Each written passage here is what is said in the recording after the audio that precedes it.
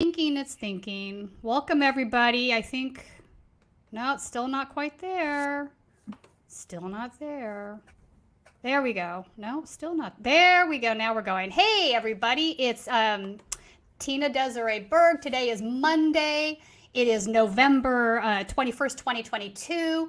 So, Jordan is on maternity leave, so I'll be doing the live streams with Ron on Monday. This week is Thanksgiving. Happy Thanksgiving, everybody. So we're not doing our regular reporting on this Thursday. And because of that, I have a very special guest with me at the top of the show today, Daryl Lamont Jenkins. He is the founder and director of One People's Project. He is an anti-fascist activist. He's been on the show before, but I invited him on the show today to talk about what happened this weekend at the American Renaissance Conference in Tennessee. That is Jared Taylor's white supremacist, white nationalist conference that happens once a year. There's generally been counter-protesters there in the past. Daryl goes every year. But this year, for the first time, we actually saw Proud Boys there. So to start off the show, let's play your clip that you posted from Idaho about what happened. Yeah, we burned down our own cities for 2 years. Yeah. No, you're not. You heard fuck with us. Oh, so we walked all. Yes, you did. down Yeah. there. You came down here to have a barbecue because you knew we would be here. Go back You to fucking Grammys snowflakes like to intimidate people and to play the goddamn victim. Like, you didn't fucking come up here looking for a fight. We came up here looking for a fight. We're fucking barbecuing, motherfucker. Go walk up the hill, eh? Get the fuck out of here. Hey. Barbecue. Try that fucking shit. Come here. Get up here. Let's go. We're doing our shit. Leave us the fuck alone. Pussy ass bitch. Pussy ass bitch. Go back to Grammys basement. So, Daryl, it looks like they were pretending to have a barbecue, but they were actually there to engage in some confrontations. I understand there was another confrontation where one of them used some sort of a expendable baton and hit someone. What's the whole story there? Yeah, I mean the way the guy said barbecue, you thought it was a safe word or something, but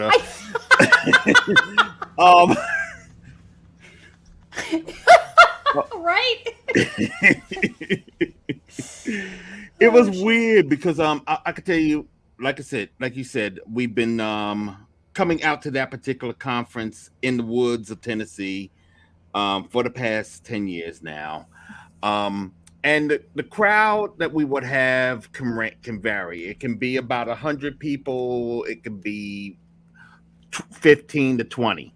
This year we was at the 15 to 20 mark. And I think, and we realize why. Interestingly enough, no matter how much we have had blown up this conference, and as much as people know that this conference is happening, the locals don't. Oh, but they're starting to learn and they're trying to figure it out. And in fact, this year we got the Cumberland Presbyterian Church to denounce the American Renaissance Conference in a statement. As a matter of fact, that's going to be the next video that I post up on Idavox. I'm just actually today. I'm just coming back. I'm back in New Jersey. Well, I'm glad you can join us. Yeah. This is breaking news. And so I'm just trying to get reconfigured, so to speak. So, we had a skeleton crew. We had about 15 to 20 people out there, and they were coming from obviously Jersey. They were coming from Atlanta and some other parts of the state, Knoxville. And we did have somebody from Cumberland Presbyterian Church come, but they were flying in from San Francisco. And they had they told me that they was just concerned, the congregation was just concerned about the possibility of violence.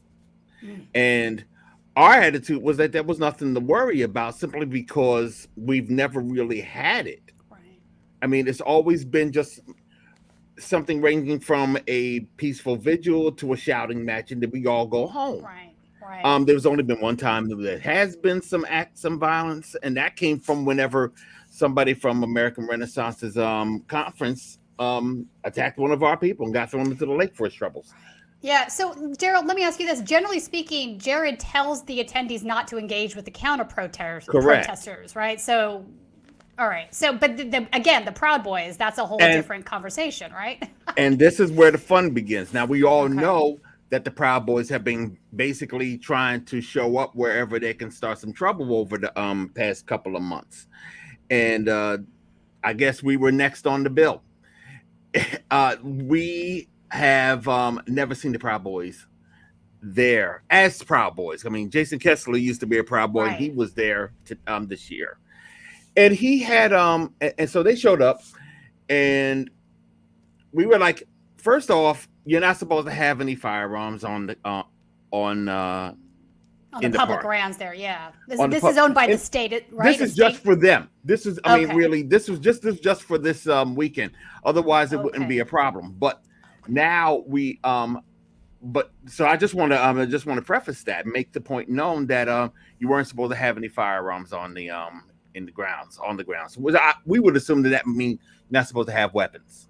Right.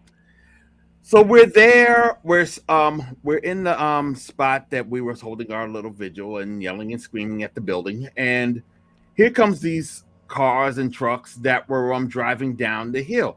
We thought they were workers because there's already a sign up on top of the hill saying that this is a walkway and no vehicles are supposed to go past a certain point. They went past that point. When we saw the yellow and black, we said, "Oh, wow. Okay. Thank you for coming." Right. Now, the video that you saw was actually round 2.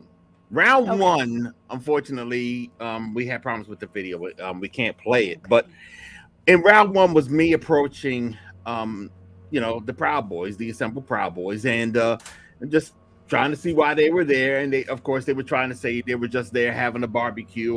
We don't have, we couldn't care less about this conference. Right. Yeah, right.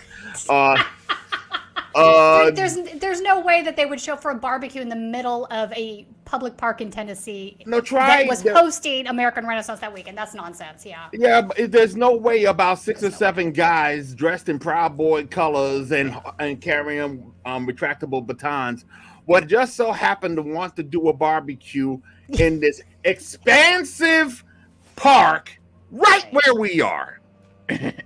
So no one was buying it, and they knew we weren't buying it. The one thing about Proud Boys is they like to play plausible deniability games. Yeah, 100%. But it gets weirder because I'm sitting there talking with them. They're yelling and screaming, saying we know who you are and all of this BS. And all of a sudden, one guy starts running up to us, and his name we have his name. His name is Ryan Horowitz. He's out of Nashville. And he's a guy in the denim shirt and in the denim vest with punk rock patches on his vest of bands that are actually decidedly anti-racist and anti-fascist. Yeah. They're more on our side. Nausea. Okay. Discharge. Capitalist casualties. It's in the name, people. That's kind of wild. He's confused. So here's the fun part. Proud Boys, actually, you will never really see Proud Boys try to stir anything up with people of color, with black people. They would never get into it with black people. So it was pretty interesting how I'm standing right there, and Horowitz comes up to the guy next to me, the little white guy next to me, and starts getting in his face, getting nose to nose, calling him the N-word. And yes, that happened a lot from this guy. That is so weird. Then he attempts a headbutt, he fails. Then his boy, who we're still trying to identify, comes with his retractable baton, and I asked about that. So you got your baton, and he started making threats about how people are going to start getting dropped. And then one thing led to another. He made a move. He got a lucky shot in on my boy, and basically everybody came to the table. So it was just mayhem. In a minute, it took a little minute, and they pulled back, and what you saw immediately after was that second move that was made that you see on Idavox. And you see how Horowitz once again shoves my man. His boy comes after him. His boy's black. That's when Harwood stepped back and was like, yeah, I noticed that. Mm-hmm. Well, they're concerned about the optics. They want people to believe they're not racist, but we have so much evidence saying otherwise. We have so much evidence saying otherwise. In fact, while they was wearing shirts that said F Nazis and F Antifa and all that, it was really interesting when we found out what cars were there. One of them belonged to somebody who was a notorious neo-Nazi, notorious white supremacist in the area. So he was with the Proud Boys. Yeah, no, I mean, we have a whole history of Proud Boys that are associated. Brian James was coming to my mind. So no, there's definitely crossover. There's always been crossover. I have a feeling or a theory that at this point, the reason the Proud Boys are showing up to American Renaissance is what's left of the Proud Boy group, like what didn't get decimated after January 6th. A lot of these guys are much more committed to more extremist positions than before. So it seems on brand to me that they would show up to this conference this year. Yes, and we was trying to figure out where we're waiting to see what Jared Taylor will do. How he's going to respond to Jared Taylor being the founder and publisher of American Renaissance, the website. Right. And it was because normally, like you said, he basically tries to keep away from this kind of violence. But the one thing that the Proud Boys are good for is plausible deniability. Yeah. And whenever that happens, and this was a perfect example of it, to be honest with you. Jared can simply play, we didn't know anything about this or some kind of nonsense. But the fact of the matter is, now it's happening. Now it's happening. And here we are. Even if he is not going to, even if he wants to play dumb, if in fact he's playing, the city, the state can't. The park department can't. Right. They know now. I mean, and they can.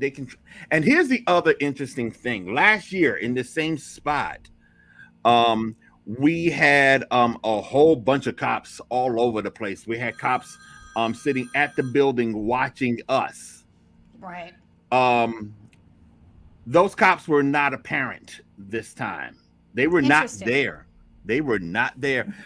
When we tried, one guy actually tried to cross the little bridge between our area and the building, and they told us don't cross the barricade. Somebody came out and said, no, you stay on your side, some nonsense like that. So they were watching, but they were not enforced the way they were last year and in years past. In addition, whenever you drive up to the area, if you're going to, they're right there at the entranceway. They direct you to where you are going to go. If you are with the conference, you're going to the conference. If you're with the protest, or if you're otherwise not, you go in the other direction. We went in the other direction. Now, that means the police that saw the Proud Boys drive in saw them wearing their colors, and they can play like they didn't know that they were Proud Boys. Right. But they were still wearing the F Antifa shirts, or F Nazi shirts. So and they had the laurels, the gold laurels. Clearly, it was Proud Boy attire. Yeah. So we knew who. So everybody knew who they were. Everybody knew who they were. So the fact that they were allowed to go into that area makes us wonder what the heck was going on. Round 3 happened when we went to go up to my rental and basically get gear to help our person take care of his head or whatever. Right. And they thought that they was going to make another move. We once again got into it. No one got hurt because I was trying to encourage everybody. No, don't do it. Don't do it. Not right now, because we have to take care of our boy. And as soon as we got up to the hill, that's when the park rangers came down. Okay. That's when the park rangers came down, and they started taking statements from various people. They said they could not arrest Horowitz or anybody from the Proud Boys, including the guy with the baton, because there wasn't any evidence. I mean, we have the video evidence of round 2, but not the initial. But it wasn't enough as far as the police were concerned. So that was the day. I mean, pretty much what I say about that is that the locals weren't familiar with this conference until this year. Now, which is wild. It's been there for a decade. hiding in the even. woods. The one Yeah. thing that's important to remember is that there isn't any ground. There weren't any people on the ground ginning this concern up, letting people know what was going on. We were there. I'm coming from New Jersey. A lot of us are coming from other parts of Tennessee. Nashville proper only has but a few people. That changed this year. So Okay. if Jared Taylor, if American Renaissance happens again at this There'll park, be a greater that 15 to group, 20 yeah. is gone Okay. forever. Yeah. That 15 to 20 people is gone forever. We're going to be out there, and we're going to make Yeah. sure that we're out there. We got to be. Yeah, no, I feel you there. The other thing that I wanted to talk with you about is there was an Idaho police officer that had been billed on the guest speaker list. He was using a surname, Derek Vinlander. Vineyard. Oh, Vineyard, pardon me. And his face had been blocked out. We now know who that guy was. I wanted to play, before we get into who he is, I want to play a clip really quickly of Jared Taylor speaking with him a few months back. I also want to mention that on the American Renaissance website, this cop has written multiple articles that are unbelievably racist. I mean, like shockingly racist articles. And he is saying that he's a cop. So let's go ahead and play this clip and we'll talk about him. So I often tell, when you and I have conversations, it's whatever the worst crime of the day is, it's usually either a black person or somebody, an non-white. I mean, of course, white people do DUIs, they do domestic violence, they steal. But when it's something where you pause and go, holy cow, I can't believe that happened in this town, it's almost without exception, it's somebody that's not from there and it is a black person. It's almost without fail. So this 5%, these are the most disagreeable and repellent and potentially dangerous experiences for you. Almost without exception, yes. I understand that blacks very frequently resist arrest and they accuse you of racism. Over and over and over you get this. Is it fair to say that at least a profoundly uncooperative attitude is something that you can count on, and that chances are you're going to get a violent resistance, and accused of racism? Is that pretty much what you can expect? It's a script. That's what happens every single time, no matter what the case is. You can catch them just finishing beating someone, and during the subsequent resisting of arrest, the fight, we're called racist. It's during the actual event. We can catch them in the act, and the mere fact that we are catching them is racist. It's 100% of the time we're accused of being racist, especially in this town, obviously, because there's so few black people there. But when we do encounter them, of course it's going to be white officers, because that's mostly what we have. And when they get arrested, they're going to scream racism every single time. I just saw an example of it last week. It's every single time that comes up, every single time. They don't hear themselves, Daryl. They seriously don't see themselves. He's complaining about being called out as racist. And where is he? Who is he talking to?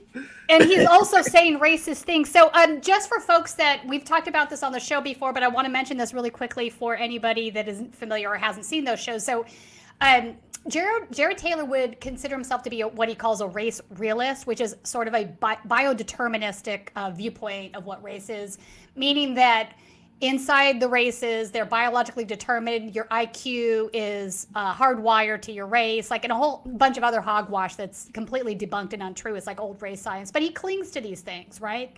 So that is his position. I think if you asked him if he was a neo-Nazi, he'd say no. I would say you're wrong, Jared, you are, but that's a conversation for another day. So this cop, Derek, obviously, he's out there in the. It's Daniel Vineyard. It's a character. Daniel. Yeah, that's right. I keep on saying it's a character from American History X that's played by Edward Furlong. Right. So his real name is Captain. Now that we have his real name is Captain Brang Nelson. I'm not sure if I'm pronouncing that correctly. So he was a captain. He was a captain. I mean, he's way up there in the police force. This is shocking to me. When you understand what police are about, it isn't shocking at all. Fair. I mean, Fair. And when you talk, and he said himself in that clip, Moscow, Idaho doesn't have a lot of black people there. So, that lends itself to some really questionable, to underscore a fact, attitudes about Black people, not just amongst the police, but amongst the community as well. I mean, I just came back from Coeur d'Alene, Idaho. I'm not sure how far away from Moscow it is, but when you see but you get an idea of how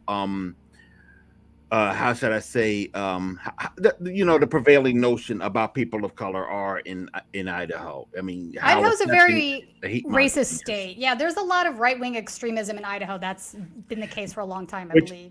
But it's curious because they have yet to find, because Moscow, Idaho was also where those 4 college students were murdered recently. And I'm waiting, and they haven't found a suspect yet. I'm curious as to see who that suspect is and what this police officer will say if that person happens to be white, you know. Yeah. And if they happen to be Black, I already know what I'm going to say. Doesn't mean anything doesn't mean anything to me, because not all Black people act that way, despite what he wants to say. To him, Black people are all like walking in uniform or some nonsense, but he is really caught up. It's the biodeterministic stuff, right? So the group is monolithic because these traits are determined by biology, right? So it's a very debunked form of race science. It's not even science; it's junk science. It's basically it's junk science. I agree with you. I 100% agree with you. It's absolutely junk science. It's bullshit. It advances a political agenda more than a scientific one. That's correct. And he isn't even on that. I mean, all he wanted to do really at this conference was complain about the fact that he can't be as racist as he wants to be. I mean, during the conference, he was complaining a lot about how critical race theory has affected his ability to police, which is curious. Because critical race theory actually, for those who know what critical race theory really is, as opposed to what Christopher Rufo on the Manhattan Institute says it is, critical race theory is about looking at how racism is utilized within our institutions, namely law enforcement. And he is saying that critical race theory had affected his ability to police. He wasn't allowed to say Black male anymore for a suspect, but had to say dark-skinned. And that makes sense. That makes sense because if you come here to New York and New Jersey, they numerically code the races so people don't pick up on it. My brother and I was just talking about it. If you're white, they refer to you as a number 1. And if you're Black, they refer to you as a number 2. Oh, really? Yeah. I didn't know that. Interesting. And so he was, the funny thing, he'll tell you that he can always tell a suspect was Black because if the report said they vaulted over the counter, that meant they were Black. Yeah, I mean, it just doesn't make sense. But that is the kind of things that they say and think. It's crazy. Yeah, I mean, that's the kind of thing that we have to deal with our police. And I'm gonna tell you something. Him being at that conference was really important for us. Former Representative Steve King being at that conference. Steve King was there. Yeah. Yes. Okay. Yeah, he was actually. I mean, that worked for us because he actually said something to the effect that he actually wanted to have some sort of conference on January 8th, 2021. But or rather, let me take that back. He says, he was trying to do something for January 8th. Unfortunately, January 6th happened, and that just killed everything that he was trying to do. Right. Laura Loomer, anti-Muslim activist, and she was one of the few women that have spoken at this conference, actually defended Kanye. I know. So I have a hard time rounding the circle that is Laura Loomer because she's also Jewish by heritage. So. Yeah, she says she actually told them in the conference this weekend that Kanye was right about the Jews. I'm not surprised. Yeah. I wish I could say I'm surprised by this, but I'm not. It's sort of on brand for her. And what other things, before I let you go, what other highlights did you want to mention that were important? I mean, I would say honestly that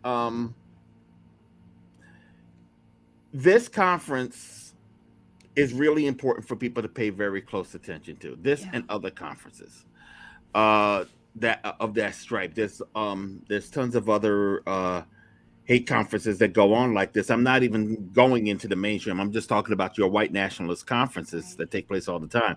American Renaissance is the only one that is publicly announced. And and people know where to go. They announce where it's going to be. They announce when it's going to be. Being that this is the first time we had altercations with their side, regardless of what they want to say, it is their side. Being this is the first time they had a serious altercation since 2017, it remains to be seen what's going to happen in the future. But what definitely happened is that it's on everybody's radar now down in the Nashville area.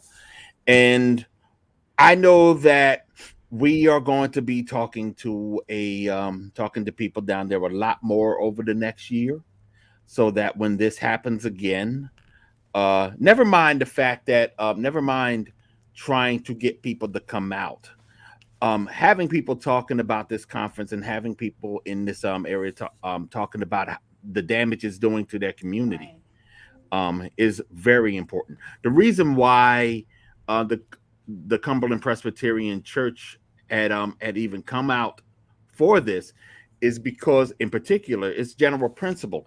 This church was founded on the park grounds 200 years ago. So I didn't know that. Okay. When they found out, matter of fact, it's beautiful. Let me tell you something. Montgomery Bell Park is beautiful. And if you go, and there's a certain area where there's a kind of a shrine to the founders there, to the founders of this denomination. Okay. There is a little log cabin kind of house that is supposed to be a replica of the home where the founders had congregated to form.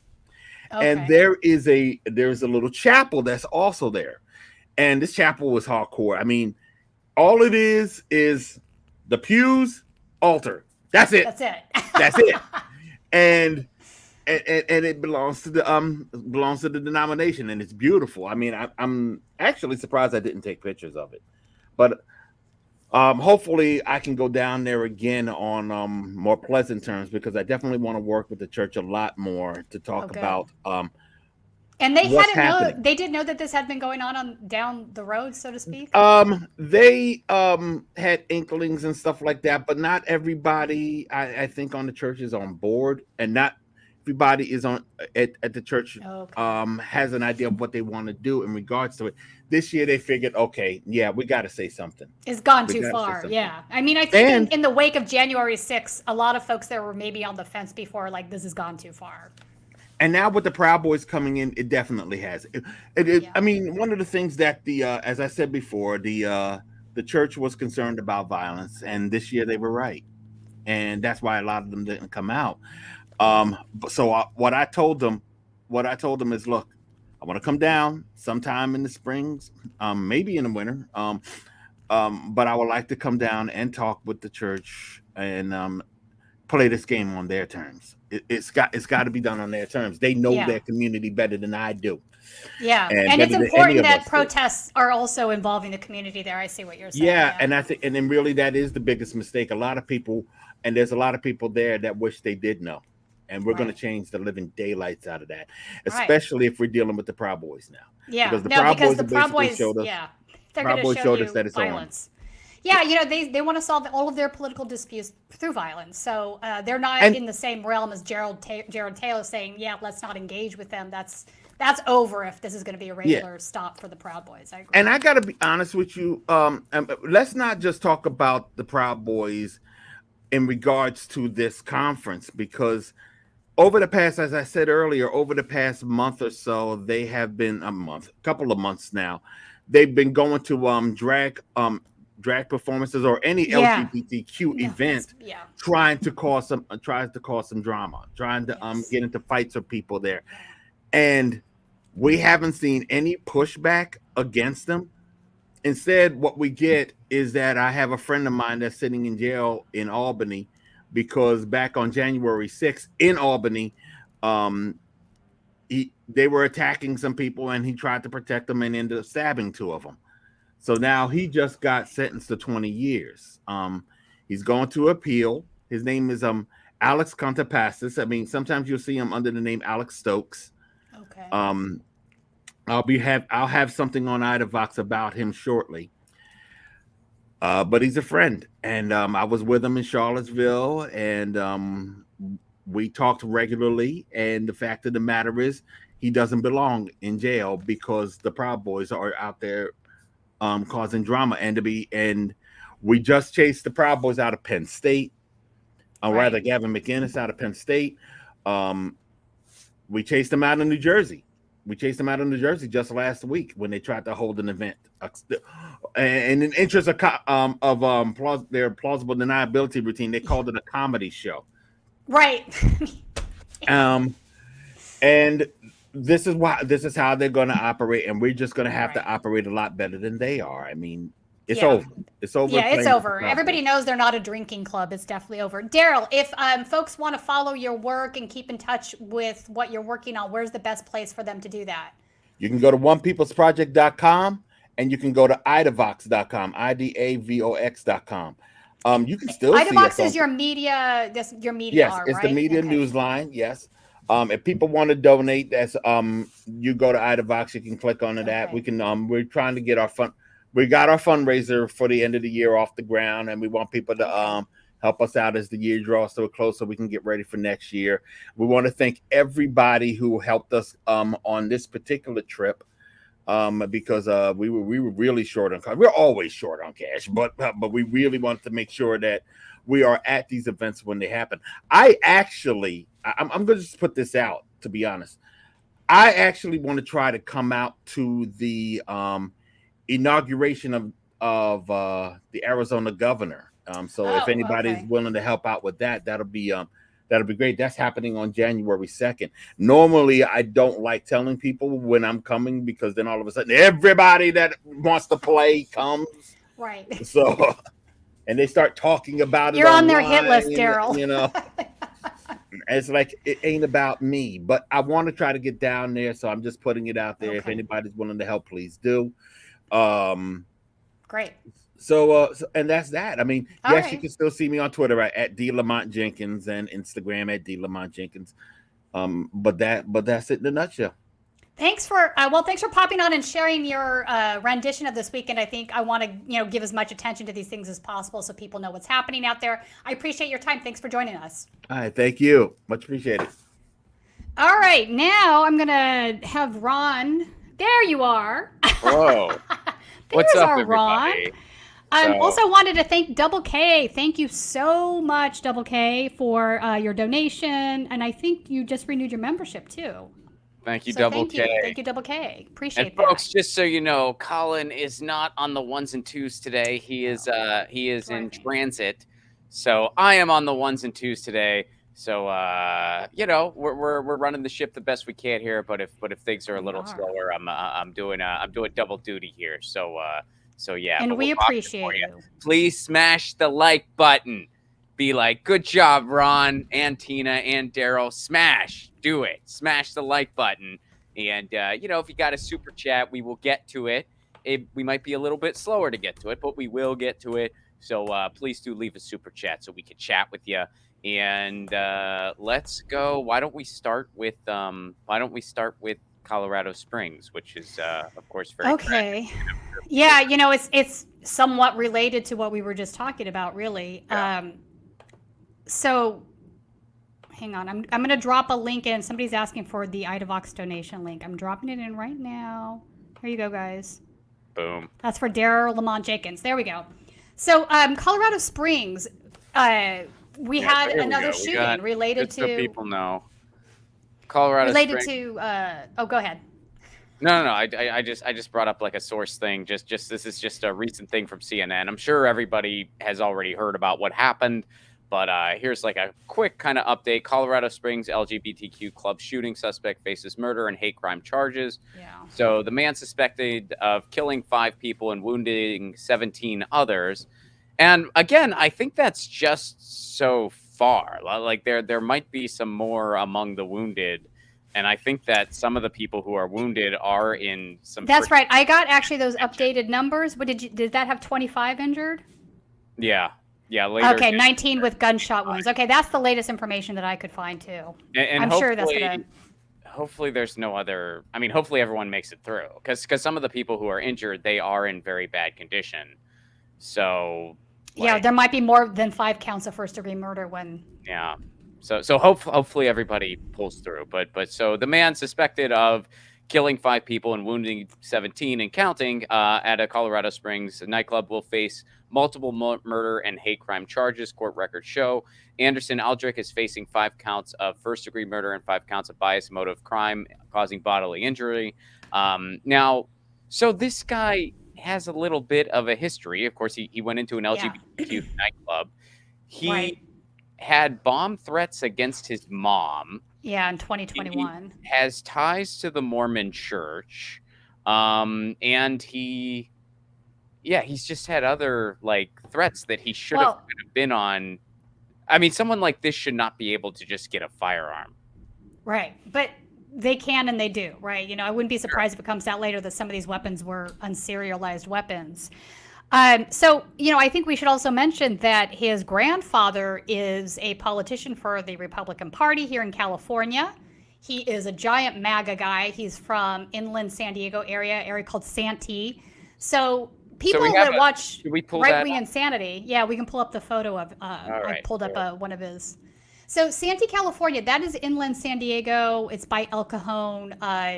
It is a very large white supremacist area. There is a Peckerwood gang that is based in Santee. Wait, a what? There is, Peckerwoods. There is American Guard. Wait, what is that? Hold on. You don't know about the Peckerwoods?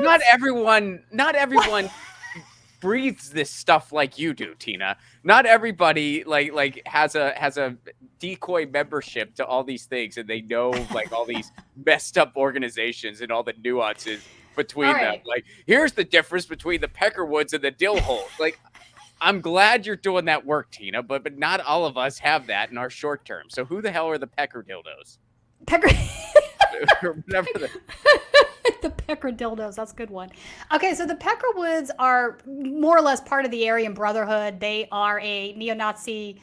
They are the neo-Nazi prison gang that's the gang outside of the prison. So they deal in a lot of narcotics, gun sales, whatnot. So they're sort of like a criminal gang that has white supremacy as its add-on benefit, if that makes sense. And they're called the Peckerwoods. They're called the Peckerwoods, yeah. That is so sad. That is, do you know that, have you heard that term before? Has that no, well, of course I've heard that like term randomly. It's like cracker. It's like white people, like, it's supposed to be a derogatory term for white people, but it's been reinstantiated by these racists. So they... See, I would assume it was like just a group of old guys that like to go out to eat every Friday or something. Like, we're the Peckerwoods. Like, I mean, okay. So I just wanted to paint a picture of Santee. There is, in fact, a lot of the locals down there call the area Clanty. And they elect this guy. So this guy, let's talk about his name is Randy Vopel. He is the outgoing assembly person currently, right? For District 71, I believe it's District 71.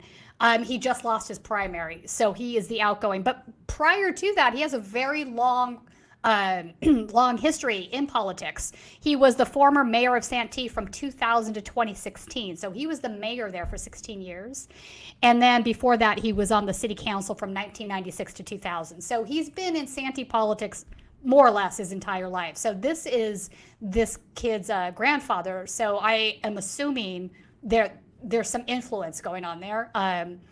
Multiple people have reached out to him for comment, and he's choosing not to respond, which is understandable, I suppose. Yeah. But I think it's worth mentioning. No, it is worth mentioning. And what else is worth mentioning, and I know this is, one of the things we're really going to dive into, is that, I feel like as a society, we've certainly heard this record before. Yeah. And it's, first of all, when it comes to shootings, it's, again, that Onion headline will be, evergreen, I think forever, where it's like, oh, there's no way to possibly prevent this as only nation where this kind of thing happens. Right. We can't even open the discussion on a more reasonable weapons policy. We can't even utter the sentence. And I personally have no confidence that I will see anything change in my lifetime. I sincerely hope I'm wrong. But I agree with you. It angers me, Ron, because we constantly see the same folks that are sort of instigating this with their hate speech, with their really harsh rhetoric. Like Lauren Boebert was out there basically saying, I'm horrified by what happened. Yet in the meantime, she's done nothing but drum up hate for the LGBTQ community for a long time now. That's the other part of like, this is the record we've heard before, you know? We both remember when homophobia was the record that they were spinning, where, hey, all your problems are because of gay people and they shouldn't get married. That hurts the sanctity of marriage. And what, of course, did happen throughout that time? Well, of course, there was violence against the LGBTQ community and an uptick in it.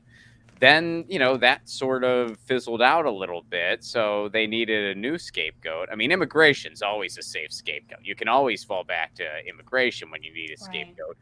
But who's the new soundtrack scapegoat now? Well, the transgender community. Right. That's the new scapegoat. And we are in a very weird's putting it gently, time where people are spreading just this absolutely absurd narrative that your first inkling is to just make fun of it because it's so freaking absurd. Right. But the problem is that general people, they believe this stuff. And it's not necessarily because they're bad people or even transphobic people. It's because they're told by sources that they trust that this absolutely absurd things are going on. And they truly believe that there are litter boxes in classrooms throughout schools because there's kids who identify as cats and they take a shit in the middle of the classroom in a litter box. People believed that that was actually happening. They truly believe that there are counselors out there who aren't trying to help LGBTQ youth, probably because in most cases they're LGBTQ themselves and they want this generation of kids to have it better than they did. And in many cases, they're probably saving lives. Right. But they're being told that they're harming kids, which is totally nonsense. People are being told they're grooming your kids. They have this hidden agenda. And Timmy is going to walk into an office and say, I'm confused. And then a couple hours later, Timmy is going to be Jane. And the parents aren't even going to know about this. Right. It's absolutely absurd. It would never, ever happen.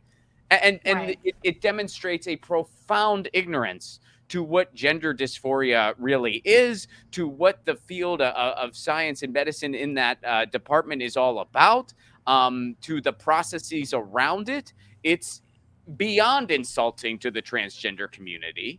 Yeah. But people are fed these absurd just lies, and that are, of course, rooted in transphobia. And they think it's actually happening. And then it kind of, you know, just escalates to stuff like this. Yeah. No, it does. It's really scary. And I don't think we're done seeing the end of that. I think, did we want to play some of the videos from the Don't Say Gay bill from Florida? Because some of this is addressing the trans right issue. Yeah, let's pull up some of those. We got some of those. Let me go ahead and load a few of those in. This is from this was one from Jordan was on the ground in Florida when the Don't Say Gay bill was first being introduced. Yeah. So here we go. All right. So here we go. Bear with me 1 second, folks. Here we are. Went on Twitter and I mean Ron DeSantis' own, I don't remember the title, but press secretary, yeah, that's right, went on Twitter and said it's an anti-grooming bill.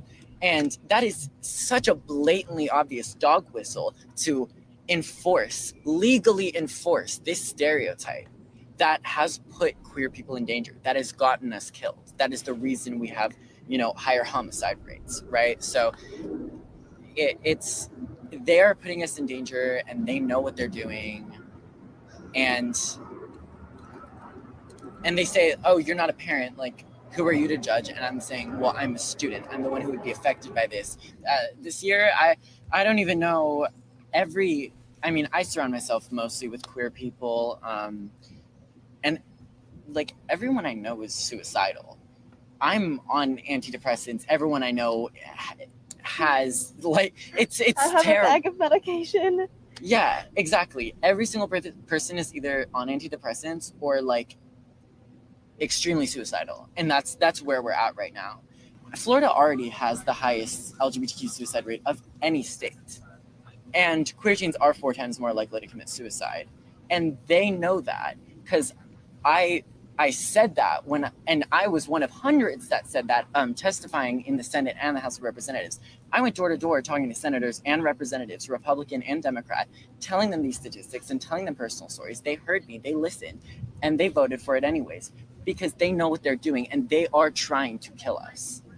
And no one will say standards. It. Exactly, and no one will say it, but that's what they're trying to do. So you think I think it's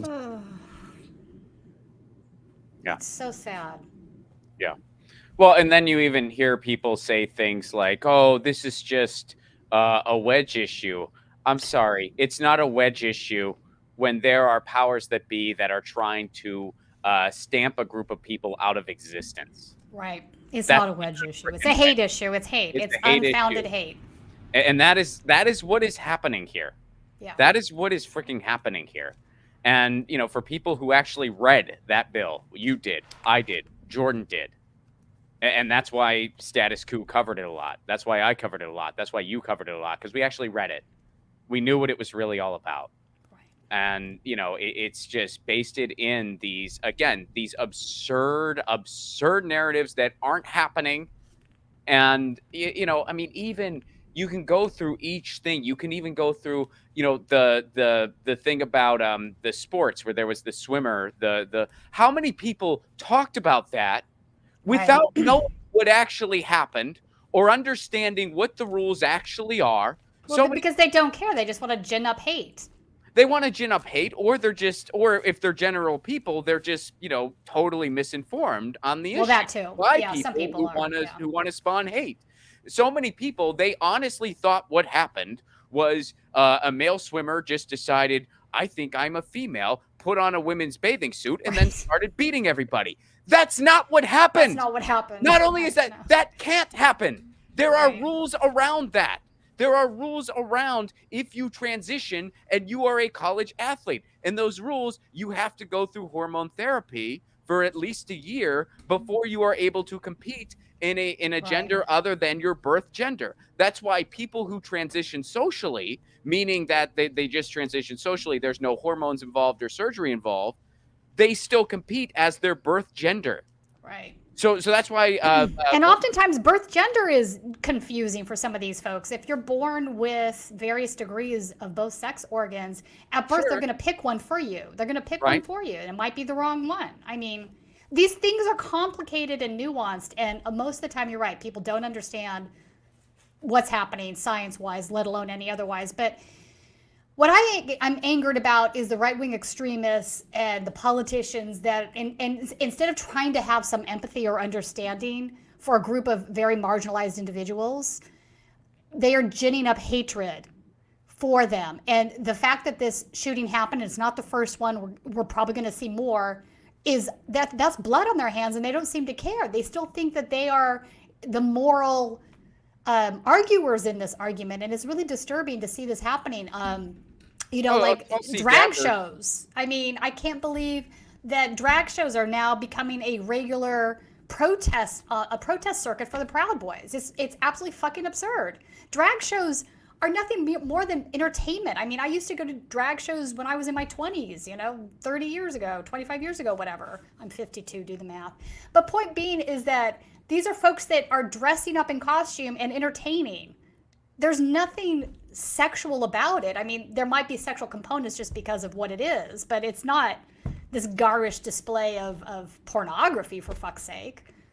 Well, and they couldn't... Like, the fact that this is a thing is bizarre to me. It's absurd. Well, and I think the Libs of TikTok account... I hate that account. It's horrifying. They put out something about a drag show in Colorado. Literally, like right after this Children's happened, Hospital in that Saturday Boston. night. I mean, Tulsi Gabbard tweeted out an anti-trans video that she made yesterday. I mean, you couldn't even put that on hold for a frickin' day. no, You couldn't even just put it on hold for a frickin' day to show somewhat of a frickin' soul. And again, it's another just, well, something's happening because there's more trans people than there used to be. Yeah, it's called like we're trying to evolve as a society, so there's more resources available to people, and there have been trans people throughout human history. Yeah, I don't think there's more of them today. They're just Oh, trying to be themselves out in the open more so than they used to be. And you know what? Why shouldn't they be entitled to the same freedoms that everybody else is? Why shouldn't they be entitled to have the life that they want to live? I mean, the same people that are like, yay, American freedoms, civil liberties, my freedom, whoop, whoop, I'm a patriot, are the same ones that want to take away these individuals' rights. It's insane. And it's all done in the name of calling them groomers, which is just totally bunk. Half the time, most of the Republicans calling people groomers are guilty of grooming. Well, how many times have we seen this happen? Here's something. If I was born 50 years prior, I would probably write with my right hand. But I don't write with my right hand. Right. I write with my left hand. Why? Because I'm left-handed. Yeah. And back in the day, they used to think that that was the devil, which it usually isn't in my case. Wait, is that But true? In most cases, it. Are you kidding? No, I'm serious. Being left-handed Yeah. was the sign of the devil? I mean, I'm not surprised, but I didn't know that. That's what they used to. Yeah. Satan. I mean, yeah, it's only true for me. It's not true for most people. For me, it is. Yeah, but for most people, it's just. So they used to try to stop people from being left-handed. They would like hit your hands with a ruler and shit like that. Then we evolved a little more as a society, and guess what? More people were left-handed. Do you think there was some left-handed agenda? Do you think there were counselors grooming kids to be left-handed in school? No, it's just more who they people are. were left-handed, Right. and they were able to be who they are. Just like, That's I mean, you can read. So, one of the most famous transgender musicians out there right now is a musician named Laura Jane Grace. She's the singer for a band Against Me. I've been a fan of that band for many, many years. And she's fantastic. She wrote an amazing book. It's called Tranny. And she talks about, her life. And, she's like Gen X. I want to say she's maybe like 40-ish is how old she is. And so, but she described it as a kid growing up where she didn't know what was going on with her. She didn't know why she felt the way that she did, why she felt that she's not supposed to be a man. And she didn't really know what it was. She just thought she had a problem that she better shut up about. And then as time went on, she learned about, gender dysphoria and what it means to be transgendered. And she figured out who she was. And, it took a while because it took society some time to evolve. And for her, I mean, I guess maybe in some ways she was a little luckier than a lot of people because, by that point she was a successful musician. So she had some means and she was able to transition and she had a good support network. I'm assuming compared to, a lot of other people who might not be as fortunate. So, my point in bringing that up, other than it's a fantastic book and I recommend it, but, my point in bringing that up is just saying like, our goal should be to do a little bit better so that people like her are able to figure things out earlier and are able to have resources available to them.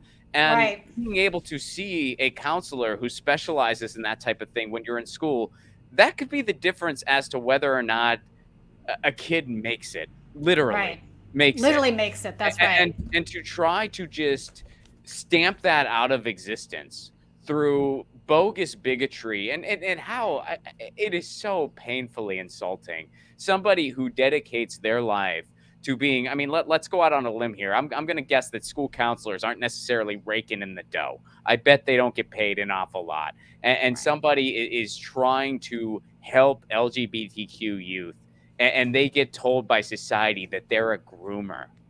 That's so disgusting, and that's No, so it is sad disgusting. that in 2022 And many of these people are having their lives threatened for doing it. I mean, Libs of TikTok has, gone after others like Children's Hospital in Boston. They had what, 2 bomb scares now? It's absolutely out of control. It's sad, and honestly, it's like we do need to address this stuff because you have to cut through these absolutely absurd narratives because people are actually believing them. Yeah, no, they are. Like one of the things that persists, and this comes from the TERFs as well, is that sexuality, biological sex, is binary, and it's not. There's XXXY. Those are ends of a spectrum, and there's a lot of variation in between, and there's a lot of reasons for those variations, right? It's not just genetics; it's also environmental factors. So anybody that thinks any sort of biology is hardwired one way or the other just doesn't understand biology. That's not how it works. Like one example is a child can be sexed with the opposite hormone in vitro or at puberty, right? So your brain is washed with sex hormones as part as you're growing up, right? Also, 6 weeks in vitro at puberty. This is what happens.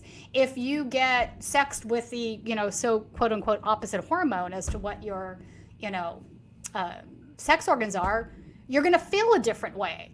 That's part and parcel to being sexed with those hormones. It's about how you feel about your sexuality and gender.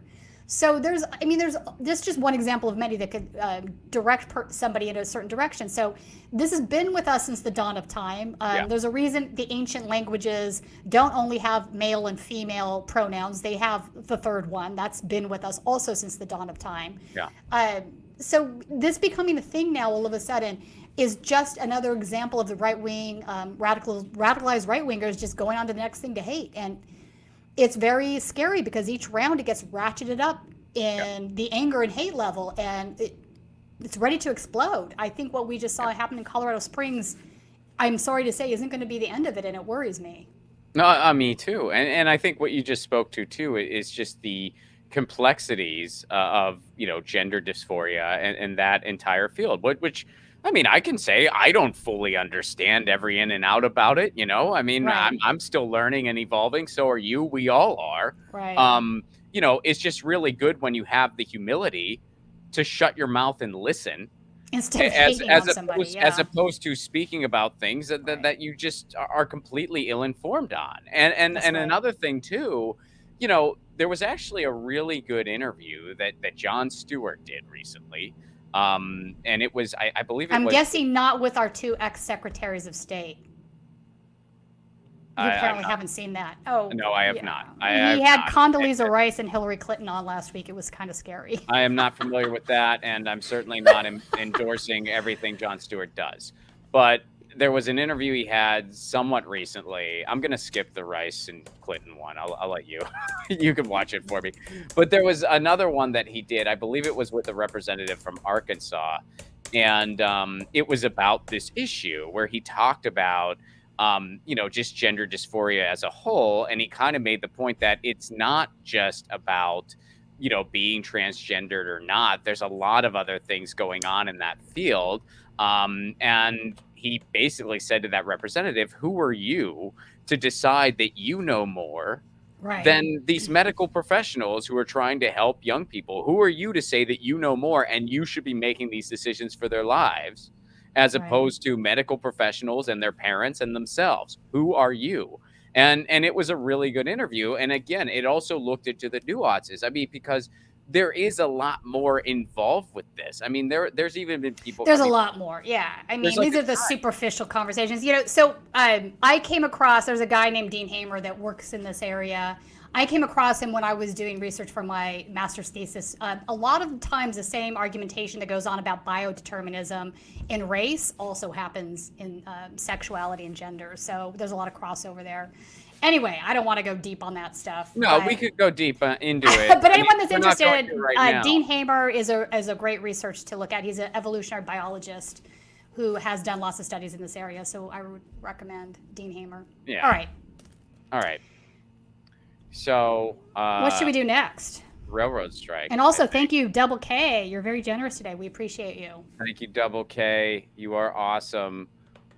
let's go over to the railroad strike. Okay. So another union has said no. So let's give some background on this because I think it's a little bit confusing. There are 12 rail unions, 12 of them. And in order for this thing to go, all 12 have to say we agree to our contracts. Right now, 8 have said that they agree to their contracts and 4 have said no. So if 4 of them vote against it, if that even goes down to 2 or just 1 voting against it, if that happens out of solidarity, they will all go on strike, all 12 of them, even the ones that agreed to their contract. Just so people are clear on that. It's a little bit confusing. No, it's totally confusing, but here's the latest. America faces a possible rail strike in 2 weeks after largest union rejects labor deal. So it seems to be so far that the largest ones are typically saying no, generally speaking. So America faces a growing risk of a crippling national freight rail strike in 2 weeks. December 9th, I believe, is the deadline. The rank and file members of the nation's largest rail union, which represents the industry's conductors, rejected a tentative labor deal with freight railroads, the union announced on Monday.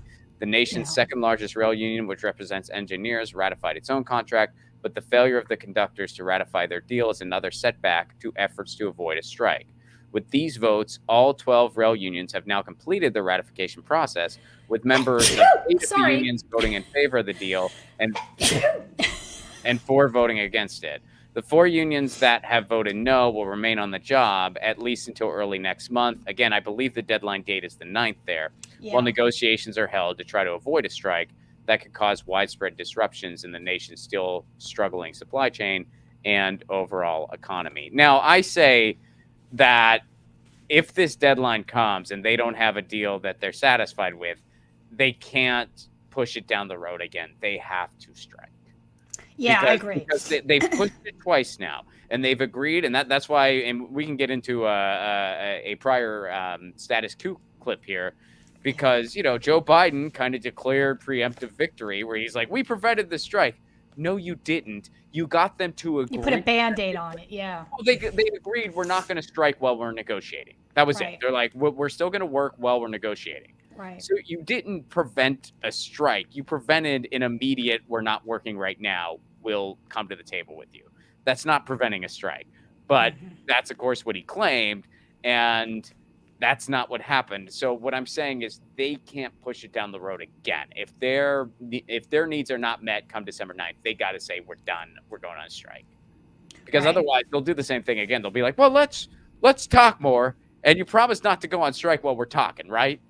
And they'll just keep pushing it down the tracks as long as they can. So they have to be like, nope, we're going on strike, especially because that'll disrupt the holiday season. Yeah, nothing like disrupting consumerism in an ultra late stage capitalist society. Yeah, exactly. And so I hope their demands are met. But if they're not, they need to strike. I mean, they need to stand up for themselves. Let's go. But you brought up the clip that was from, I think it was about 2 months ago, that Jordan had with one of the railroad strikers. Let's go ahead and play that because it is a really good background. Yeah, here, let me go ahead. I'm going to have to get it on. This is Masterclass. Hold on. That's all right. We're working our way through this without our Colin today. Yeah, we don't have Colin to kind of set stuff up on the 1s and 2s.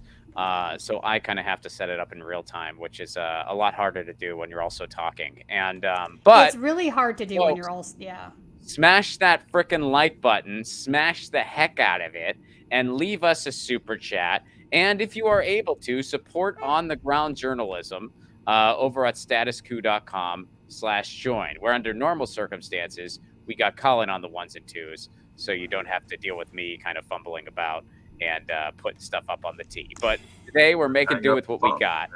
All right, so here we go. To use their personal leave days. What are your thoughts? I don't really care what your politics are, but you got Biden. He calls himself a union man, but he is selling rump roast as some type of victory. Obviously, the Republicans don't give a damn. But this seems like, I mean, crumbs, really. When hey, it got Joe Biden through the midterm and the Democrats to the midterm elections. Mission accomplished. The fact is, I don't believe there was a tentative agreement in writing when he had made that statement, when it was announced, I don't think they had anything in writing right then, and they probably, continued to negotiate thereafter and come up with the written agreement that we now have.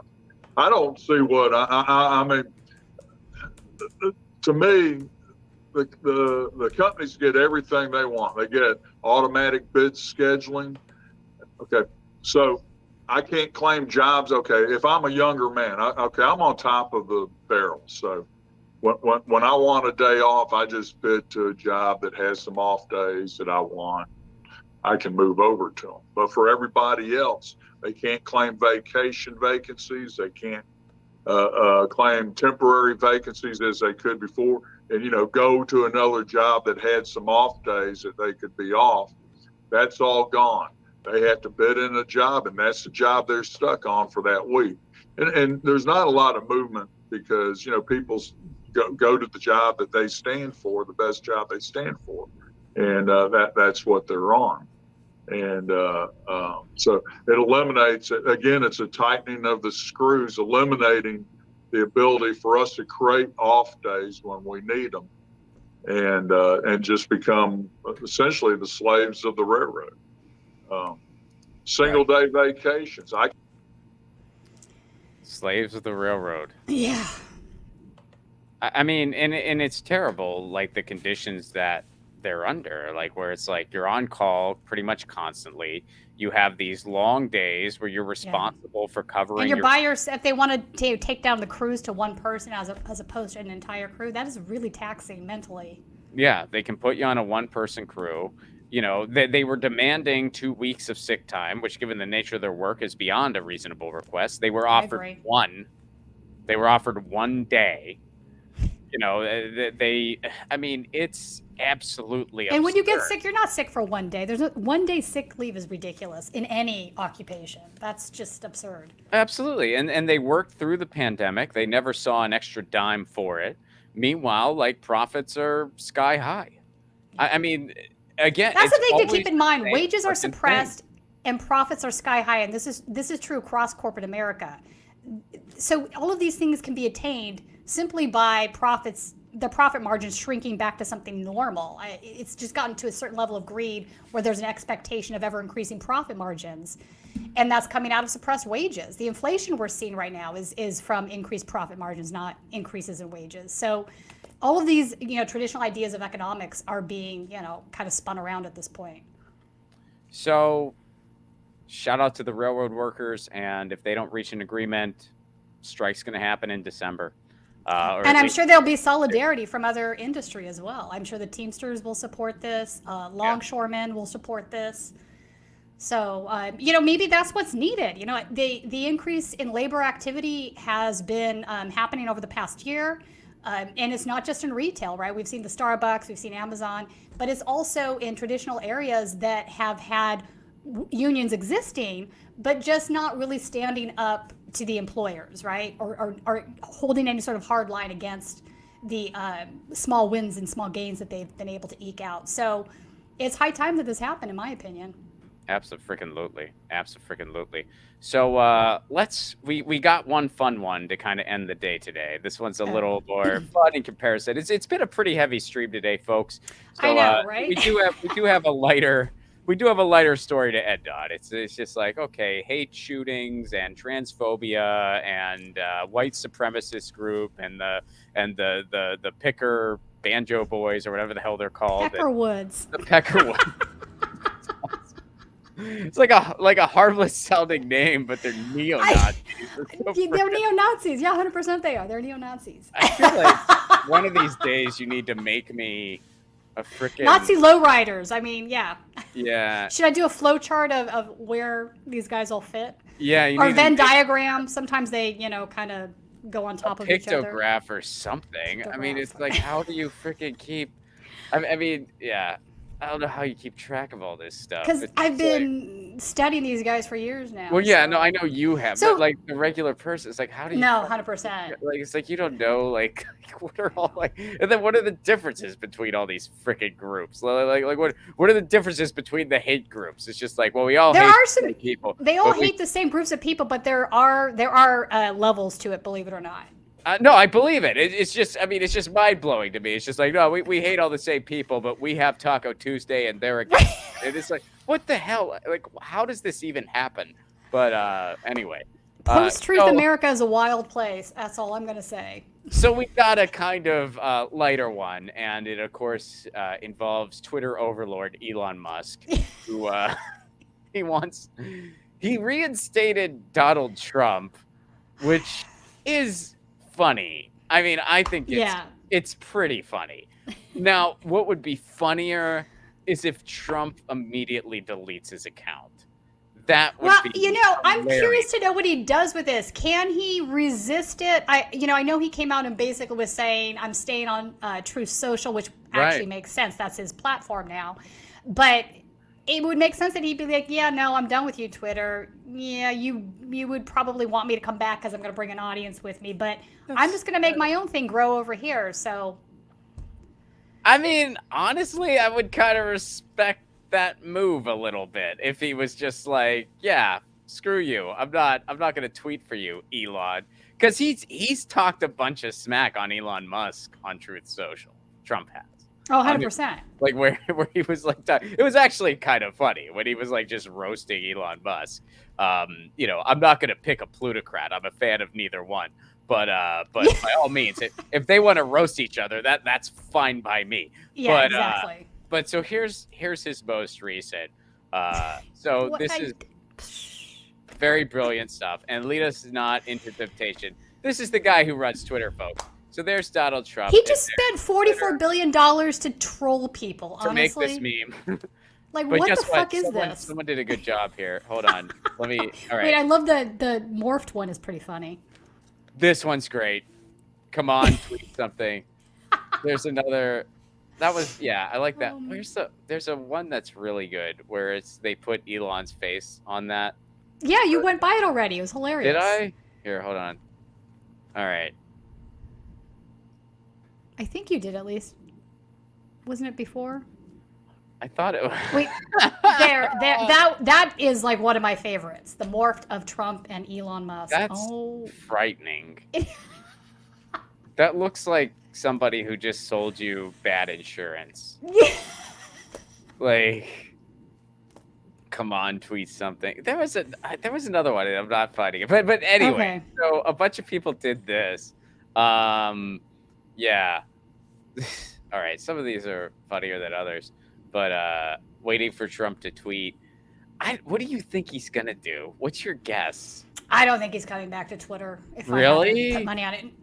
I mean, maybe I'm wrong. I could be totally wrong, but I do think he's kind of created his little fiefdom over there on Truth Social, and he's getting what he needs from his narcissistic kind of thing fulfilled over there, right? He kind of likes attention, though. Like he wants to be Elon. Yeah, but he wants to be Elon. He doesn't want to be, secondary. Like he's the king of the hill over there, so to So speak. you're saying like Truth Social, he's king of the castle, so he's gonna just stay where he's king of the castle because he doesn't want to help out. I mean, he created this giant following over there. Like when he got booted off, Twitter, went over there, brought everybody with him. So and right now he's just able to do what he wants. He's king of the castle, as you just said. Maybe I'm wrong. I just don't see what the benefit would be. Now that could change going into his political run.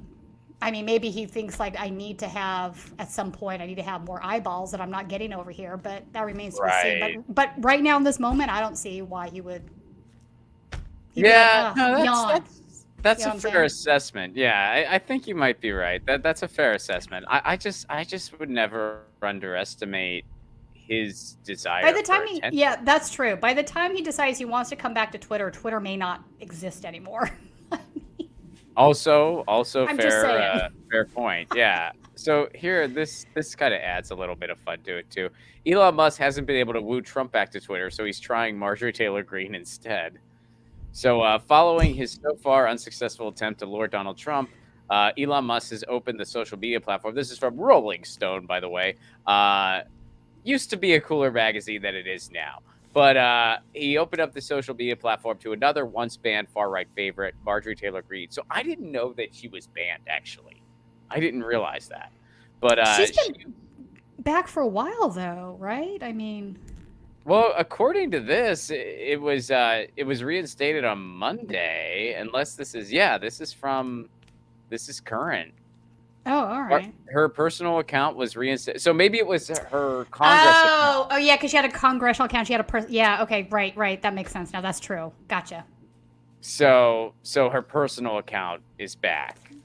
And I guess she had her congressional account. So basically that's sort of like that's a desperate attempt on his part, because it's like she's still there. Like she could just be like, I'm fine having the one account anyway if she wanted to. Because that's why I was like, I didn't know she was even banned. I mean, it's just a sinking ship. I mean, I now see like Nazi accounts that have been verified because they bought Twitter Blue, and it's just like, really? Yeah, I mean, I reported one last week, a full-blown Nazi account, like full-blown. And I got a thing from Twitter. I got a thing from Twitter today, and they're like, they haven't violated hate speech rules, and I'm like, they're telling you that they're a Nazi. Are you serious? Well, I mean, if they make fun of Elon, they'll get banned, though. You can get banned for making fun of if you make fun, you're done. The other thing that he's done is he's taken away your ability to change your name. So I don't know. Maybe I don't know if that's just on verified accounts or all accounts, but I wanted to remove the part where I'd put isn't going to pay to keep her blue check, because I'm not. They can take it. I don't care. Well, I don't think they're taking it, are they? They're just differentiating. So if he is for now, but he was saying if we don't pay the $8 a month, he's going to take away our blue checks. Oh, like, that's still the case? I thought go right ahead, bro. Take it. Go. Take it. I thought he switched up on that because he realized, how stupid that is, and he's all right. Maybe he could retract it. As far as I know, he hasn't, but it wouldn't surprise me if he did, because it's really dumb. But now I can't change my name. I can't change it. It's like. Yeah, you can do the thing now where you can hover over and it tells you if somebody's verified because they were verified, or if they're verified because they paid the money. Because that's why people are like sharing those memes where they like call out people for paying for Twitter. Right. Which is pretty funny. My favorite one is the funny. fake Gucci. Yeah, it's pretty funny. Because the point of it was never supposed to be about status. And if they want to make it about status, then you can't really have it be about status if it's open to anybody that wants to pay for it. That, by definition, is no longer status. But that's not what it's supposed to be about anyway. If you really want to democratize that shit, what you do is you open up verification to anybody that actually wants to give you an ID and said, this is actually who I am. Right. It's that simple. I agree. I mean, because it is about just being able to verify who somebody is, so then you can people know you're actually talking to the right person. Yeah, not Right. a fake or somebody pretending to be something else. I mean, that's what it was always supposed to be about, right? And the reason they focused on journalists or politicians or celebrities is because those are the people that people want to make sure that they're getting the right exact person that they're talking to, not a phony. But there's a reason for that. So if you want to democratize that, I'm all for it. So Elon Musk continues to flail, folks. He continues to flail. And it should bother you that a billionaire can randomly just do this, get a platform, and potentially ruin it. And you know what I'm going to say next? How do we start fighting back? Well, a little antitrust goes a long way. And I do have a quick update that indicates a little bit of good news here. It looks like things are starting to work. So the White House has been pushing Congress to rein in big tech before the GOP takes over the House.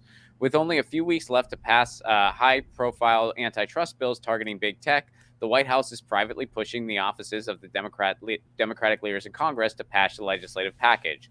So you can go to bidenpromise.us right now. Again, that's bidenpromise.us, and you can sign that petition, because that's rallying the Biden administration to demand that Chuck Schumer brings these antitrust bills to a vote. And apparently it's working, because they're at least putting some pressure on them verbally.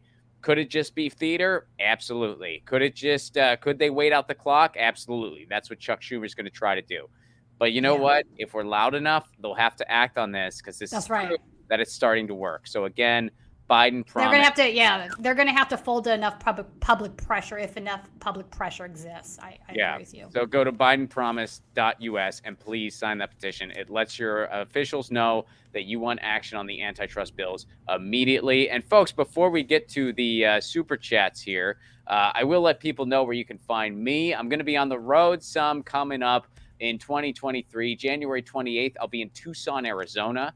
That's a stand-up show and a short film screening. So you can get tickets at romplacone.com. Use the promo code Lucy at checkout for a holiday/early bird discount. So go to romplacone.com, use the promo code Lucy at checkout, and you get discounted tickets for the Tucson show.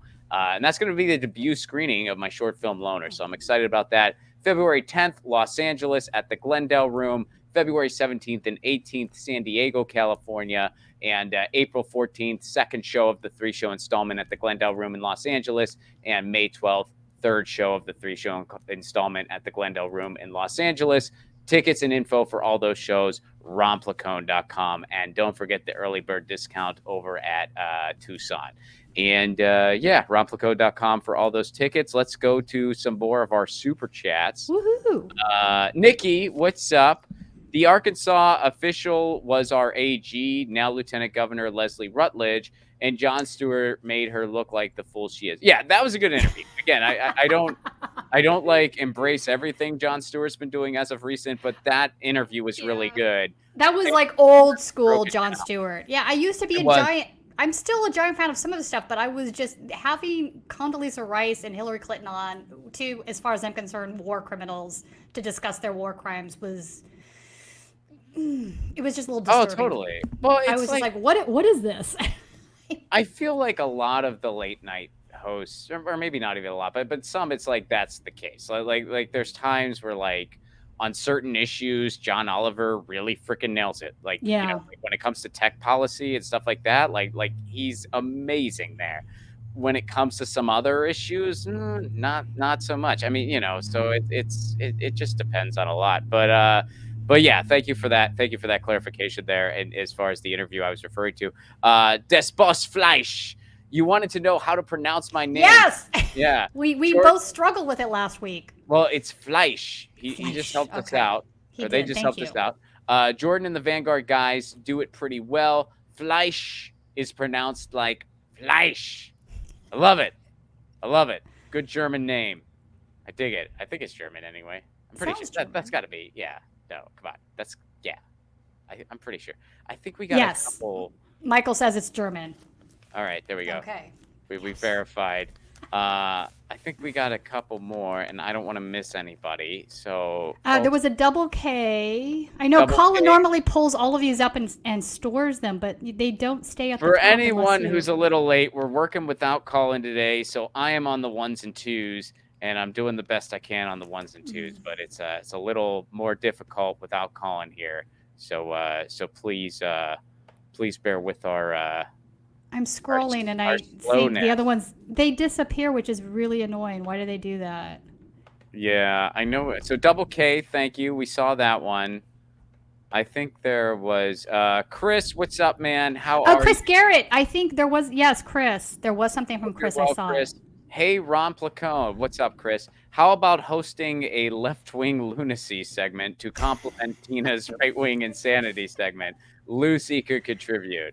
Yeah, I don't know, man. I don't know. I don't think I have the bandwidth for that right now. But thank you for the suggestion. And thank you for the Lucy shout out. I'm sure she would love to contribute. But right now she's sleeping, so I don't know. That would be her contribution. She would sleep, but yeah, we could do a liberal lunacy segment where it's there like all the blue MAGA stuff.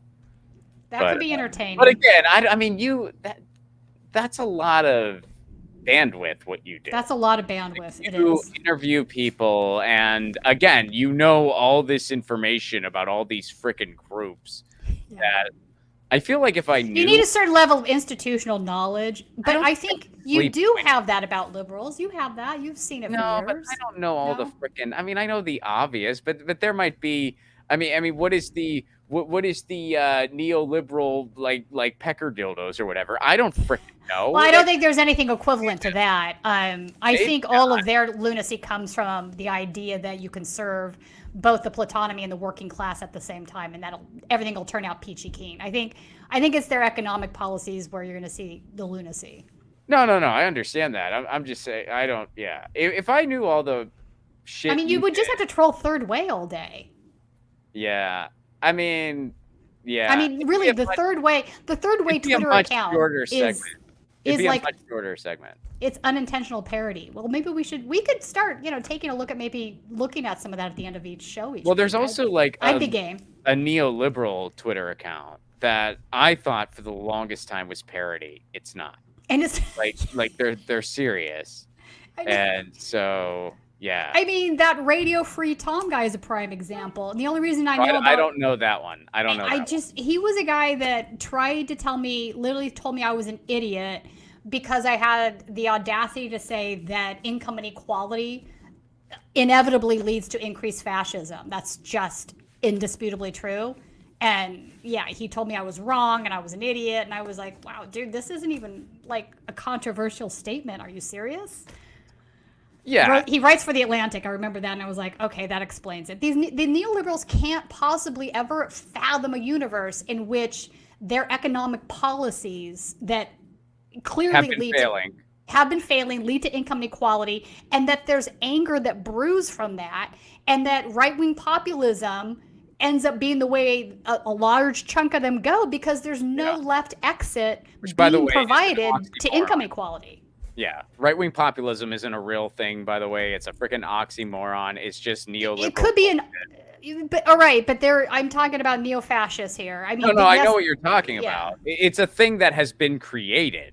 So, but it is bullshit. Like it is like populism has been completely bastardized. Oh, you're saying that, yeah. So, right. I'm not saying that right-wing populism is a way theoretically makes sense. I mean, you've got somebody like Donald Trump who is the champion of that, and he's part of the parcel to the wealthy elites. He's part of the plutonymy. The idea that he's going to fix anything to do with income inequality is just absurd, right? So, I mean, we can have that whole conversation, but meaning that there's no left exit being suggested or provided by the Democrats in this country. Right. And so the inevitable outcome is that a lot of people, not all of them, but a lot of them get sucked in to that rabbit hole on the right. We've seen it happen. How many ex-Bernie Sanders supporters voted for Trump? How many ex-Obama supporters voted for Trump? To pretend like this isn't a thing is just naive and stupid, in my opinion.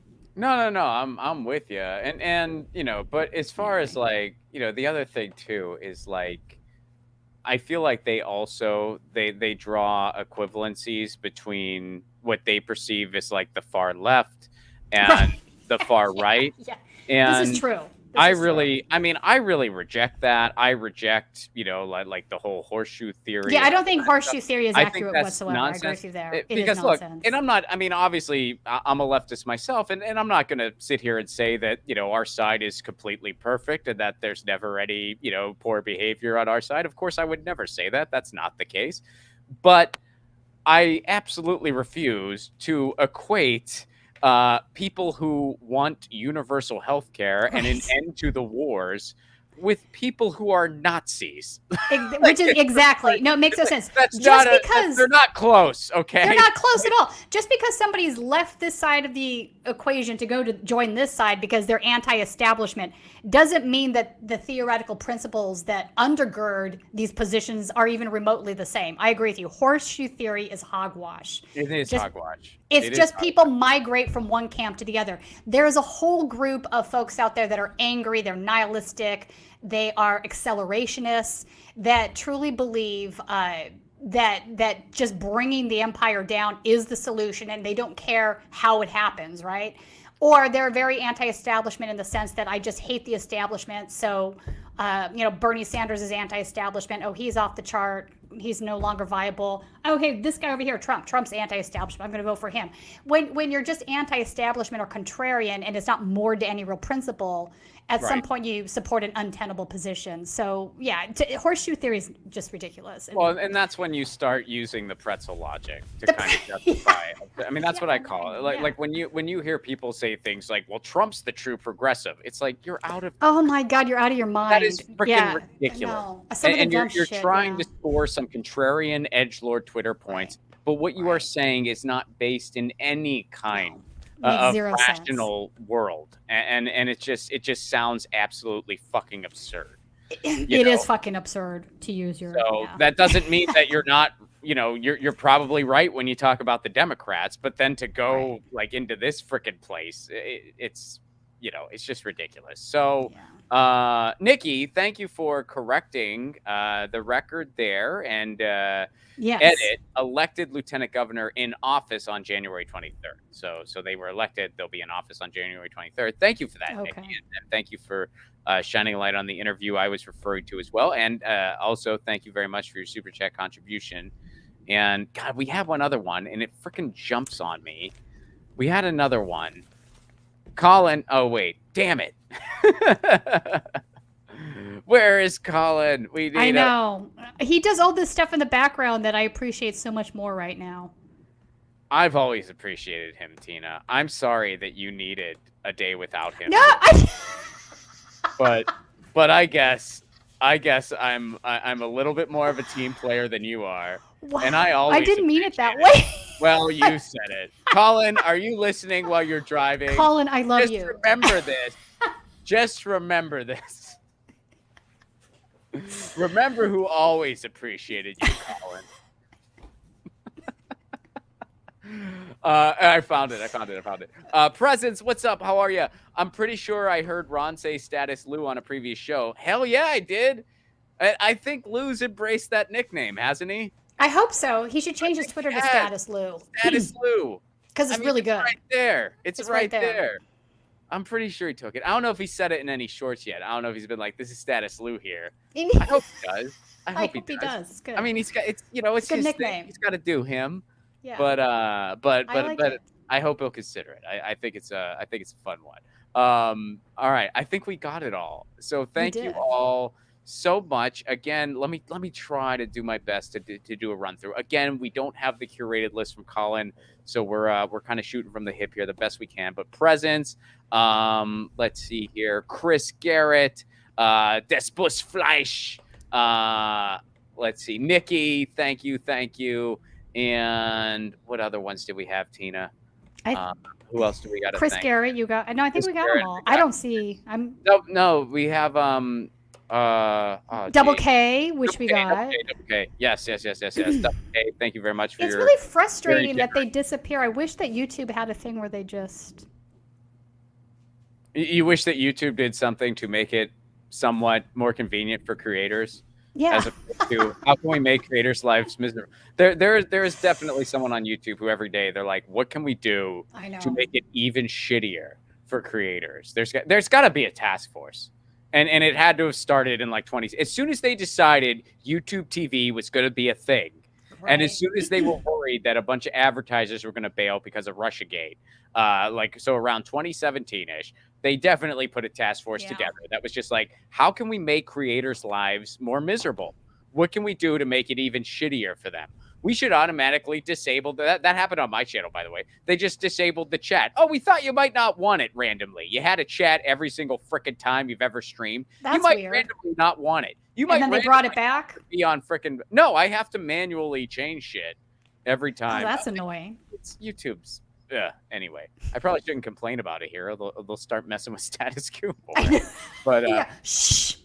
So anyway, thank you all so much. Yes, please follow Tina, follow me. You can follow me at Ron Placone on all the socials, Mastodon, Twitter, and Instagram, and TikTok. RonPlacone.com for all those tour tickets. And I will be back tomorrow. Right. But Tina and I will not be here on Thursday. Thursday's Thanksgiving. Turkey Day. Yeah, everybody enjoy your Turkey Day. We might do a stream on Friday, though. Yeah, we'll still have some content for you at some point later in the week, Yes. and we'll figure out when that's all gonna. And so let me mention this. My next Right Wing Insanity Report guest is going to be Greg Palast. You know Greg from being a election integrity expert. He's an investigative journalist. He's going to be on to talk with me about some of the tactics that right wing extremists have been engaging in to suppress votes across the country. Right on, Greg Palast. He's great. His last book was great. Yeah. I bought that book for my dad. Actually, he really liked it. No, Greg is great. He does. He goes down. He does work. really very serious investigative journalism in this area. This is how you knew that the election deniers from Stop the Steal were full of shit, because Greg was like, "Yeah, no, none of that happened." Right on. All right. So, guys, thank you so much for being here. Thank you for your patience as we were sans Colin today. And breaking news, Tina appreciates Colin now. Good job, Tina. I'm so proud of you.